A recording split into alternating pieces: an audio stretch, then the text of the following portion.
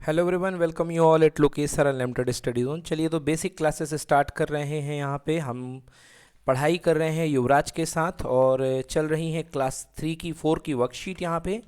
और अगला सवाल हमारे पास आने वाला है, ये है को देखिए कुछ क्वेश्चन ये कहा गया है कि 9234 9234 डिवाइडेड बाई 10, ये क्वेश्चन दिया हुआ है कि 9234 में 10 का डिवाइड करिए और 10 का डिवाइड करने के बाद आपको बताना है कि कोशिएंट क्या है और रिमाइंडर क्या है। तो बच्चों मैं आपको बता दूं कि हम इसको कैसे लिख सकते हैं। हम इसको लिख सकते हैं 9234 डिवाइडेड बाई 10। ये डिवीज़न के साइन को हम ऐसे भी लिख सकते हैं जिसको हम अपॉन बोलते हैं, ये बात एक ही है। ओके, तो जिस चीज़ को हम डिवाइड करते हैं बच्चों उसको हम बोलते हैं डिविडेंड। क्या बोलते हैं? ओके, जिसको हम डिवाइड करते हैं और उसे हम एक सेकेंड, ओके, उसे हम बोलते हैं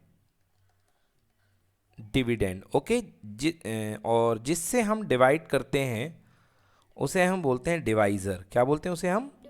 डिवाइज़र। ओके, और देखिए इस तरीके से मैं क्या लिख सकता हूँ, यहाँ पे मैं लिख सकता हूँ कि 9234,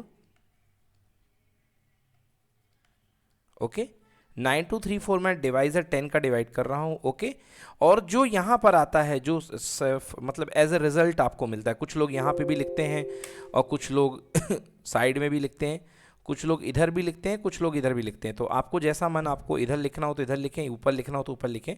बताओ युवराज, कहाँ लिखना चाहोगे, ऊपर या साइड में?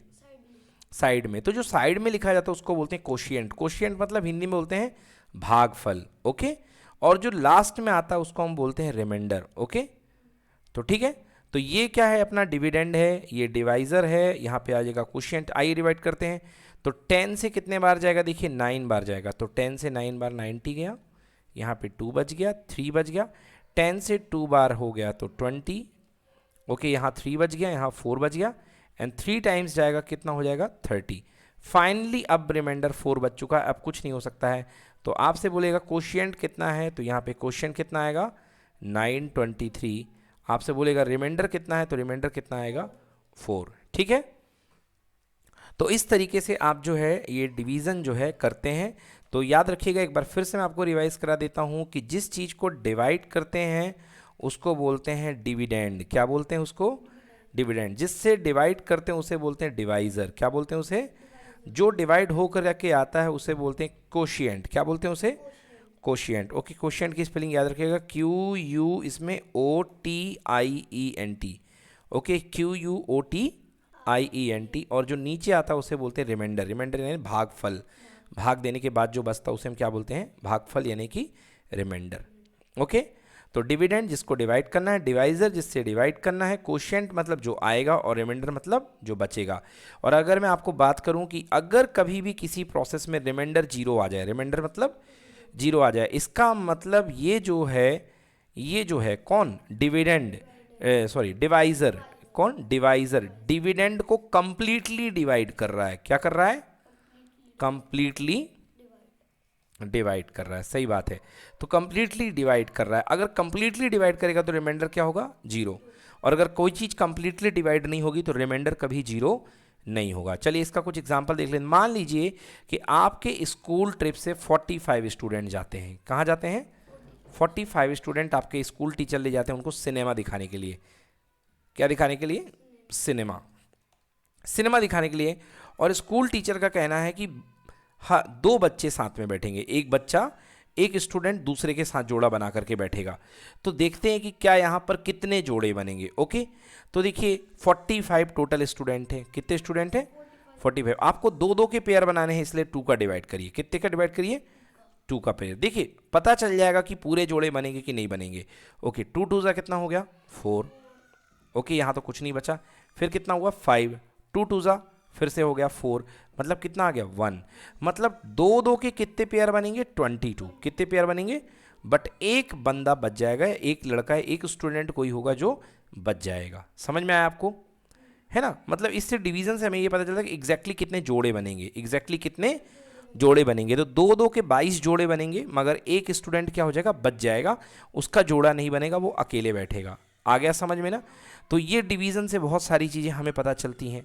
ओके, अब बच्चों मैं आपको एक शॉर्ट ट्रिक बताता हूँ जिससे आप पता कर सकते हैं कि आपका डिवीज़न सही है या नहीं है, आपका डिवीज़न सही है या नहीं है।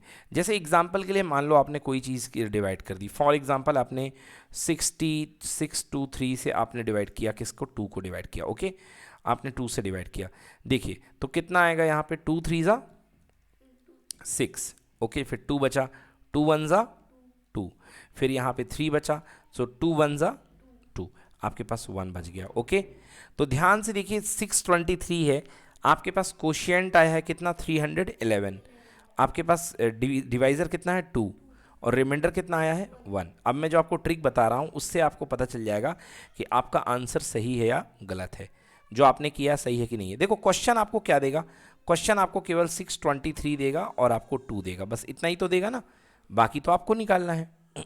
ओके, तो आपने क्या निकाला, आपने यहाँ पर फाइंड किया क्या, 311, और आपने यहाँ पर क्या फाइंड किया, रिमाइंडर 1।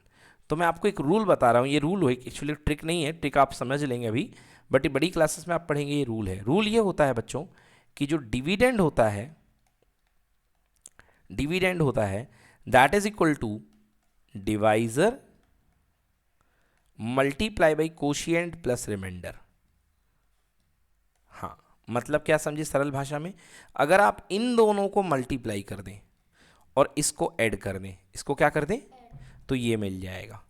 क्या करोगे, इन दोनों को कोने वालों को मल्टीप्लाई और लास्ट वाले को ऐड कर दोगे तो आपको ये आना चाहिए। अगर आ गया मतलब आपका डिवीज़न सही है, और नहीं आया मतलब आपका डिवीज़न गलत है। आइए देखते हैं, तो डिविडेंड हमारे पास कितना है, 623। ओके, 623 आना चाहिए, किसका, डिवाइजर इंटू कोशिएंट। यहाँ पे डिवाइजर कौन है, 2 है, कोशिएंट कितना आया, 311, और प्लस कितना, 311 प्लस रिमाइंडर कितना है, 1। पहले क्या करेंगे, पहले मल्टीप्लाई करेंगे, क्योंकि बोर्ड मास में पहले क्या होता है, मल्टीप्लाई। चलिए मल्टीप्लाई करता हूँ, 2 1 जा 2, 2 1 जा 2, और 2 3 जा कितना, 6, प्लस 1 करिए, कितना आ गया, 623। देखिए मैच हो रहा है कि नहीं हो रहा है, मैच हो रहा है और बिल्कुल सही आ रहा है, मतलब हमने डिवीज़न बिल्कुल सही किया है। अगर आपने ये डिवीज़न गलत किया होगा तो आपका ये कभी मैच नहीं होगा। तो इस तरीके से हमने देख लिया। आज हमने क्या सीखा, हमने ये जाना है कि हम कोशिएंट और रिमाइंडर कैसे पता करते हैं। ओके, किसी भी चीज़ को डिवाइड करिए, ओके, क्या रहता है, a upon b, a upon b. जो चीज़ ऊपर लिखी हुई है उसको हम बोलते हैं डिविडेंड, और जो चीज़ नीचे लिखी हुई इसको हम बोलते हैं डिवाइज़र।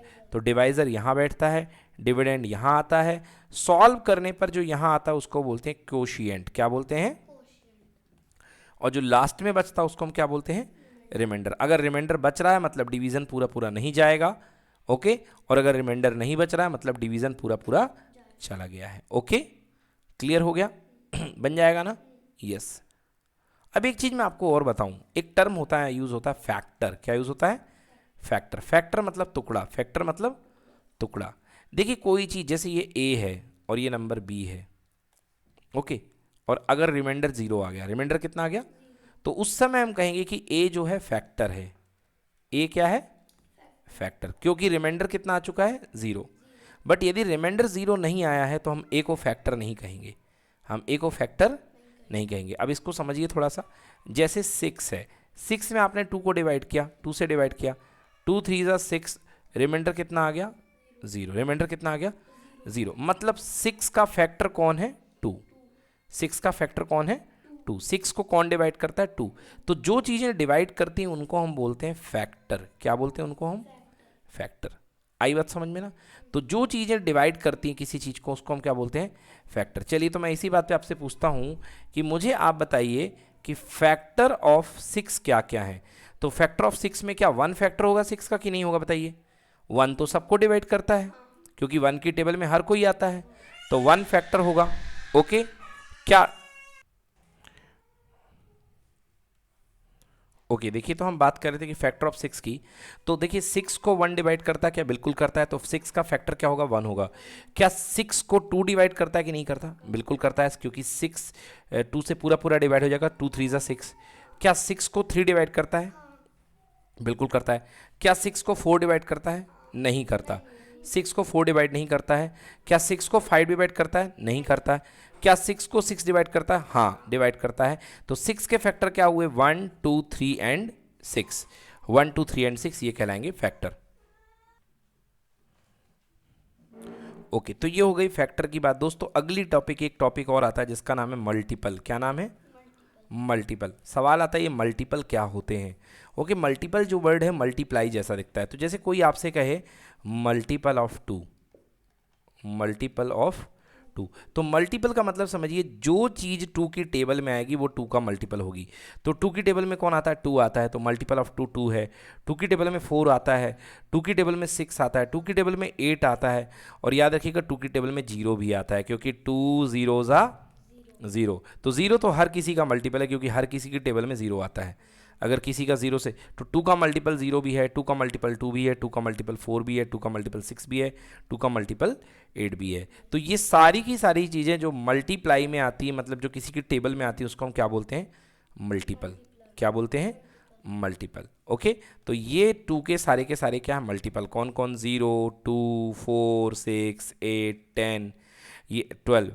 तो ये जो सारे नंबर लिखे हैं ये टू के क्या है? मल्टीपल। ये टू के क्या है? मल्टीपल। और ये जो नंबर लिखा हुआ है ये क्या है? इन सब का फैक्टर। इन सब का क्या है? फैक्टर है। ठीक है ना? ये इन सब का क्या है? फैक्टर है। तो 212 का क्या है? फैक्टर है। 210 का क्या है? फैक्टर है। एक्चुअली फैक्टर का मतलब हिंदी में होता है टुकड़ा। फैक्टर का मतलब क्या होता है? टुकड़ा। और वाकई में आप देख लो 10 का टुकड़ा 2 ही तो होगा। 10 का टुकड़ा क्या होगा? 2, क्योंकि आप जब 10 को ब्रेक करोगे तो कहीं ना कहीं 2 इंटू 5 आएगा। 2 5 ज़ा 10, तो 10 का टुकड़ा क्या बनेगा? 2 बनेगा। समझ में आ गया ना? तो इस तरीके से आप इसको याद कर सकते हैं।